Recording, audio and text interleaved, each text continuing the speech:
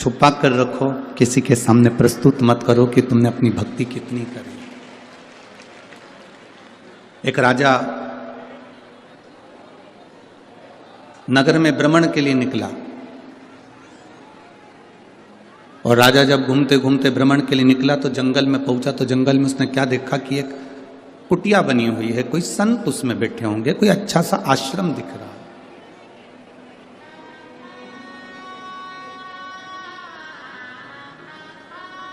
कोई श्रेष्ठ आश्रम उसको दिखा। राजा उस आश्रम में गया। आश्रम में एक महात्मा जी बैठे हुए थे। राजा ने उनको प्रणाम करा, आशीर्वाद लिया, उनसे मिलना हुआ। जब तक किसी से मिलते नहीं हो ना तो हमारे दिल में गलत फहमियां आती रहती है। जब आप किसी से मिल लेते हो तो समझ में आता है कि व्यक्ति, बंदा कितना जोरदार है, व्यक्ति कितना अच्छा है। जब तक हम मिलते नहीं है ना तब तक हमारे मन में भ्रम रहता है कि ये बेकार है, ये अच्छा है, ये बेकार है, ये अच्छा है, उसकी बुराइयां हम निकालते रहते हैं। जब व्यक्ति से मिलन हो जाता है, उससे हम मिल लेते हैं, तब अनुभव होता है कि व्यक्ति कितना अच्छा, बंदा कितना अच्छा।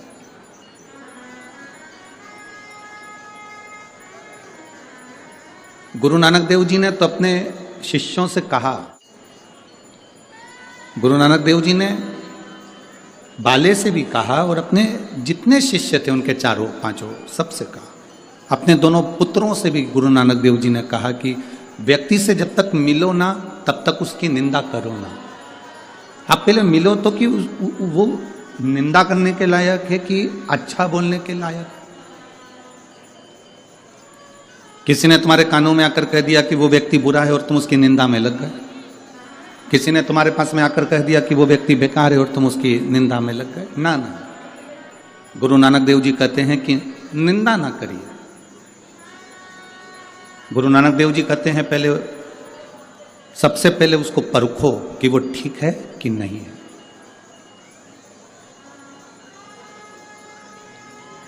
हम किसी को भी अपशब्द कह दें, हम किसी को भी वाणी कुछ भी कह दें, हम किसी को भी आड़ा टेढ़ा कह दें, ये श्रेष्ठता नहीं है।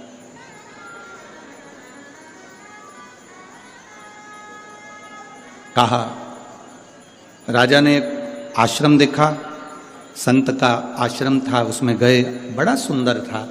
राजा ने महात्मा जी को प्रणाम कर कर कहा, बाबा जी प्रणाम। बाबा जी ने कहा, कौन है? कहा, मैं राजा नगर का, यहाँ वन में आया हूँ, आपका आश्रम देखा था, बड़ा सुंदर लगा तो आपसे मिलने के लिए आ गया। ठीक है, अब आप आ गए हैं मिलने के लिए, आश्रम देखो, दर्शन करो, प्रसाद पाओ, फिर जाओ। राजा ने जब महात्मा जी के घर का भोजन करा, दाल एकदम पानी की तरह, रोटी एकदम मोटी मोटी, ना उसमें नमक था ना उसमें मसाला था। और राजा ने उस भोजन को ग्रहण किया तो महात्मा जी से कहा, महाराज जी इतने सारे महात्मा यहाँ रहते हैं, संत यहाँ रहते हैं और तुम भोजन ऐसा कराते हो, ऐसा भोजन करते हो, श्रेष्ठ नहीं है। अब मैं राजघराने से, राजकोष में से आपके लिए कुछ ना कुछ भेजूंगा, आप अच्छा बनाओ, अच्छा खिलाओ, अच्छे से रहो। महात्मा जी के यहाँ राजकोष में से धन आने लगा, आश्रम अच्छे से चलने लगा, संत महात्मा वहां रहकर भोजन करने लगे। अब राजा की ऐसी आदत हो गई कि वो महात्मा जी से बात करता, पर बैठकर उनसे सब राय लेता, राज्य कैसे चलाना है वो भी पूछ लेता और महात्मा जी उसको मार्गदर्शन करते। पर राजभवन में 2 मंत्री ऐसे थे जिनको ये महात्मा सुहा नहीं रहा था। अभी तक इनकी राय ली जाती थी, इनसे पूछा जाता था, इनसे कहा जाता था, अब उनसे पूछा नहीं जा रहा तो उनको अच्छा नहीं लगा। जब उनको अच्छा नहीं लगा तो उन्होंने राजा से कहा, महाराज आप राजकोष में से इतना धन उनको दे रहे हो, इतना धन निकाल कर आप आश्रम को दे रहे हो और वहाँ आश्रम में जाकर देखो तो सब चकाचक खा के पड़े रहते हैं, कोई ऐसा नहीं नजर आता कि कोई भगवान की भक्ति कर रहा हो, कोई भगवान का भजन कर रहा हो, कोई भगवान की स्मरण कर रहा हो, हमें तो नहीं दिखता। हमको ऐसा कोई नजर नहीं आ रहा। राजा के मन में धीरे धीरे धीरे धीरे दिया गया जब थोड़ी थोड़ी निंदा किसी व्यक्ति की करी जाती है तो व्यक्ति के दिल में वो बात पक्की हो जाती कि हो सकता है व्यक्ति ऐसा ही हो। ना बहू बुरी होती है ना सास बुरी होती है। जो बेटी अपने माँ बाप का घर छोड़कर तुम्हारे घर में आ जाती है वो क्या बुरी हो सकती है? और जो सास अपने जेवर तोड़वा कर अपनी बहू को दे देती है, क्या वो सास बुरी हो सकती है? ना बहू बुरी है ना सास बुरी है। बस जिनको इनका प्रेम सुहा नहीं रहा,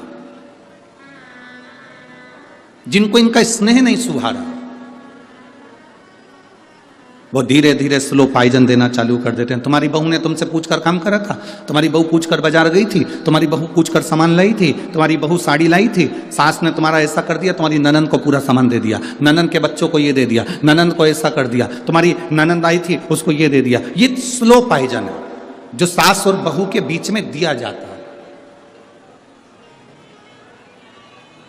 इधर आवाज नहीं जा रही है। ये स्लो पॉइजन है जो सास और बहू के बीच में दिया जाता है। अब धीरे धीरे दोनों में तकरार चालू हो जाती है। राजा को भी समझाया गया, धीरे धीरे बताया गया कि ये अच्छा नहीं है, महात्मा जी अच्छे नहीं है, आश्रम में कोई भजन नहीं करता, कोई कीर्तन नहीं करता, कोई मंत्र जाप नहीं करता, सब खा के पड़े रहते हैं, सब खा के पड़े हुए। बड़ा राजा ने कहा हमारे राजकोष के धन का दुरुपयोग हो रहा है, हमारे राजकोष के धन का दुरुपयोग। राजा ने कहा आज ही रात को मैं जाकर पता करूंगा कि ये क्या हो रहा है, मैं आज रात को जाकर मालूम करूंगा कि आखिर हो क्या रहा है। राजा एक साधारण वस्त्र पहन लेता है और संत के आश्रम में पहुंच जाते हैं, महात्मा जी के आश्रम में पहुंच गए। जैसे ही महात्मा जी के आश्रम में राजा पहुंचा तो महात्मा जी ने आवाज लगाई, राजा तुम आए हो, आ जाओ, तुम आए हो, आओ बैठो। राजा, महाराज जी आपने मुझे पहचान लिया? हाँ। कैसे आना हुआ महाराज? मैं देखने के लिए आया था, मैंने मेरे मंत्रियों ने मुझसे कहा कि महाराज ये जो मंत्री बोल रहे हैं कि यहाँ से जो राजकोष से धन जाता है वहाँ के लोग तो खाकर पड़े रहते हैं, भगवान का भजन नहीं करते, कोई के चेहरे से नहीं लगता कि कोई भगवान की भक्ति करता हो। संत ने राजा का हाथ पकड़ा, लेकर चले गए दोनों मंत्रियों के। सो रहे थे दोनों मंत्री, एक मंत्री के घर पर पहुंचे, राजा को एक बाल्टी पानी दिया, डाल दे मंत्री के ऊपर। राजा ने बाल्टी भरकर पानी मंत्री के ऊपर डाला। मंत्री उठते से गालियां बकना प्रारंभ कर दिया। रिटर्न आ रहा है आवाज। मंत्री ने गाली बकना प्रारंभ कर दिया। राजा फिर दूसरी बाल्टी लेकर दूसरे मंत्री के यहां पर गए और फिर डाला तो उसने और गंदी गंदी गालियां देना प्रारंभ कर, और गंदी गाली। अब राजा को संत ने बाल्टी भरकर जल दिया, रिटर्न आ रहा है ना, बाल्टी भरकर पानी दिया और बाल्टी भरकर पानी देने के बाद में कहा कि अब ये जल अब यहाँ जो संत सोए हैं इनके ऊपर डालो। राजा ने एक बाल्टी पानी लेकर एक संत पर डाला। जैसे ही संत पर डाला, संत उठते से बोले शिव शिव शिव शिव शिव शिव शिव शिव। फिर दूसरी बाल्टी दूसरे संत पर डाला, उन्होंने कहा शंभु शंभु शंभु शंभु शंभु शंभु। तीसरे पर डाला हर हर महा। राजा गुरुजी के पास आकर बोला, गुरुदेव क्या बताना चाहते हो? गुरुजी ने कहा देखो, जिनके लिए कहा गया कि यहाँ तो सब ऐश्वर्य राम की जिंदगी जी रहे हैं, अगर कोई संत कोई साधु तुम्हारे धन का सदुपयोग कर रहा है, भोजन कर रहा है, तो वो सो भी रहा है ना, तो उसके भीतर उसकी भक्ति शंकर के नाम का उच्चारण कर रही है। और जिसके अंदर आसक्ति और तृष्णा भरी है, उसको क्रोध, रात में सोते सोते भी क्रोध उसके अंदर भरा हुआ है। भक्ति का दिखावा नहीं होना चाहिए। हम चंदन का तिलक लगाएंगे तो हम भक्त कहलाएंगे, ना ना ना बाबा, हमारे यहाँ शिव महापुराण की कथा कहती है ये भक्ति का दिखावा नहीं। हम माला पकड़कर बैठे रहेंगे 24 घंटे तो भक्त कहलाएंगे, ना ना ना। ये भक्ति नहीं है हमारा। लोग आपसे कहें कि मंदिर में जाने से पहले तुमको कपड़ा बदलना पड़ेगा, मंदिर में जाने के लिए तुम्हें इस कलर का कपड़ा पहनना पड़ेगा, तुम्हें भगवान को पाने के लिए सफेद कपड़ा पहनना पड़ेगा, तुम्हें भगवान को पाने के लिए लाल कलर का कपड़ा पहनना पड़ेगा, तुम्हें भगवान को पाने के लिए ये वाले कलर का कपड़ा पहनना पड़ेगा, तो उसको समझा देना मेरा महादेव कपड़े बदलने से कभी प्रसन्न नहीं होता, मेरा महादेव कलेजा बदलने से प्रसन्न। जय माता जी। दर्शकों, आज 13 अप्रैल शनिवार नवरात्रि पंचमी तिथि है। तो आज माता का 5वां स्वरूप का दिन है। 5वां स्वरूप में उमा स्कंद माता 5वीं रूप है उनका। तो आज स्कंद माता का स्वरूप का माता का श्रृंगार हुआ है। तो मैंने ही श्रृंगार किया था, इस वजह से मैंने वीडियो नहीं बनाई, लेकिन बाकी का माता का वीडियो मैं बनाई हूँ, क्योंकि कोई दूसरा वीडियो बनाने वाला रहता नहीं है। तो आज गुरु भगवान ने जो बताया है वो अब मैं आप सभी को आज बहुत ही अच्छा बताया है कि कभी भी पूजा का आडंबर नहीं करना चाहिए कि मैं ये पूजा कर रहा हूँ, वो पूजा हमेशा गुप्त करना चाहिए, ना कि दिखा करके पूजा करनी चाहिए। तो गुरु भगवान जी हम सभी को यही शिक्षा देते हैं, और वो ये इस वीडियो में उन्होंने यही सब बताया है। तो आप लोग ध्यान से सुनिए। और जिन लोगों ने मेरे चैनल को सब्सक्राइब नहीं किया है, फर्स्ट टाइम देख रहा मेरे चैनल को सब्सक्राइब, लाइक, कमेंट ज़रूर करें। कोई क्वेश्चन है अगर आप लोगों में तो आप लोग ज़रूर पूछिए। तो आप लोग आगे सुनिए गुरु भगवान की बातें। तो गुरु जी ने एक राजा की बहुत ही अच्छी कथा सुनाई है, जो आप लोग सुने होंगे। बहुत प्यारी कथा है और इससे बहुत ही अच्छी शिक्षा मिलती है हम लोगों को।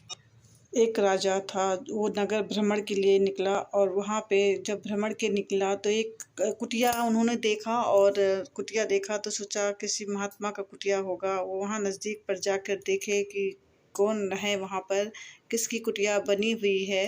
वहाँ पर गए तो एक महात्मा की कुटिया बनी हुई थी, और वहाँ जाकर के जब तक आप किसी से मिलो ना, उससे तो हम लोग उसको गलत ही समझते हैं, कुछ भी उनके किसी के विषय में कुछ भी बोलते रहते हैं। जब हम किसी से मुलाकात करते हैं, मिलते हैं, आमने सामने से बात करते हैं, तो हम लोग जान पाते हैं कि कौन व्यक्ति कैसा है।